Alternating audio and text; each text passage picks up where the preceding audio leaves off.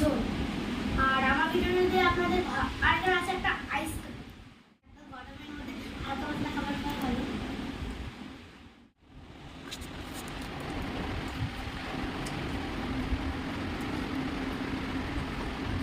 ফুলকপি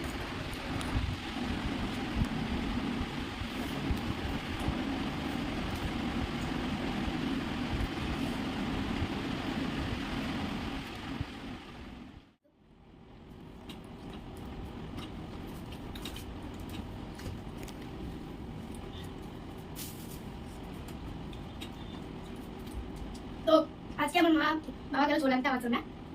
আপনারা আমার বাবাকে দেখতে পাবেন তোমার জব ভিডিওতে।